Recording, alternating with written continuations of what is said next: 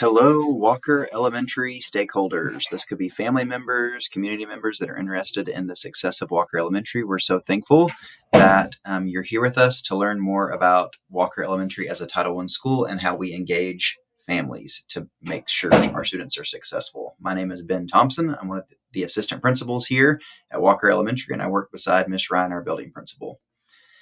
The goal of this meeting and of these slides are to understand what it means to be a Title I school, learn how the funds support our school, meet our Title I team, review the curriculum and instruction that happens with our students, see how we measure student achievement, and then know your rights and how to engage in opportunities.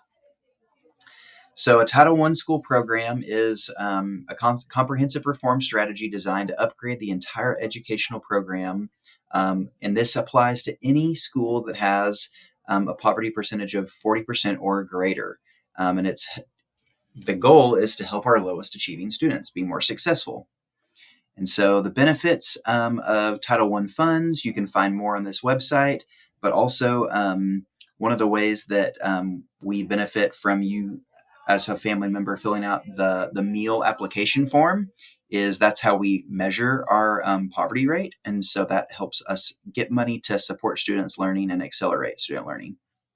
And so Title I enables Walker Elementary to hire instructional facilitators and instructional assistants, provide supplemental materials and supports, which I'm excited to share with you right now.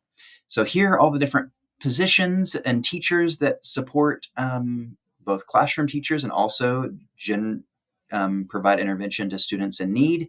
And then we have the curriculum support to help enhance student learning, which we call IXL, and then Generation Genius was partially funded with some Title I funds as well. And so those are all different positions and different curriculum that help support student learning. That's in addition to obviously their classroom teacher, which is the most important thing for a student's success. So this is just extra stuff to help students succeed. So the curriculum that your students and the students here at Walker receive, we have the benchmark curriculum that helps support literacy. We have illustrative math that helps support math. We have mystery science that supports science standards, and then the guide for life, which can be for counseling and both physical education and health and safety. I want to say all of these curriculums are used as a resource where we have all teachers teaching from the Arkansas State Standards. That is the foundation for all instruction.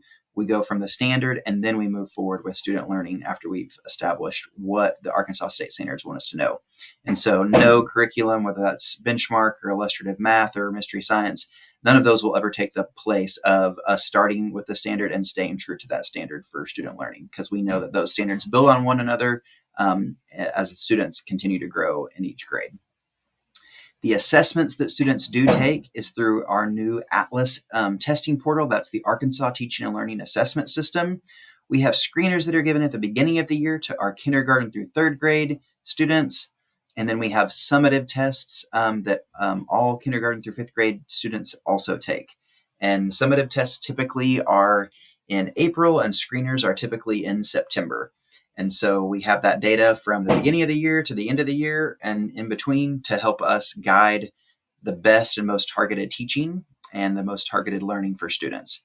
And then we also have the English language proficiency assessment. And this is for any student whose language is not first English. And so they take tests to measure their reading, writing, speaking, and listening skills in the English language. All right, almost done with Title I information. We wanted to celebrate Walker's achievements. Last year, we received growth money for top 5% in all of the state of Arkansas to grow our students. And that really supports our vision that we always strive to be the best school by cultivating that curiosity for learning. And so we currently are a C school on the school letter report card grade. We were 7 points away from reaching that B report card status. And so our teachers are so eager to reach and maybe even extend beyond that B report card next year. And so we're excited for the growth that our students have shown, and that we also recognize that we still have work to do, and we're eager to continue that work. And we know that we're doing the right work to help support each student be successful and continue to learn and grow. All right, we're going to switch gears and talk about how you as a family or a community member can be engaged in Walker Elementary. And so the goal of these next few slides is to just improve student achievement through family involvement. That's the whole point of all of our reasons is so we want students to achieve and to learn and to have all the options in front of them. And so parents and families can engage in a variety of ways, as you can see here. We use very many methods to keep families informed. The number one thing is the weekly newsletter that comes out. It's sent to your cell phone as a text message. It can be sent to email. It's sent to our Facebook and our school website every Friday. And I think we even send it out again on Sunday. And it has tons and tons of information so you can engage. It has a weekly question of the week for each grade level. So let's say you have a third grader and a fifth grader. You can have a question to engage them at home, to keep that learning going and keep the process of your student learning at home going. We have student and teacher conferences with their teachers, student and parent-teacher conferences with their teachers, both in October and then again in March. We have report cards that are sent home, progress reports, academic updates. We communicate between teacher and families through Class Dojo, through email, through automated texts.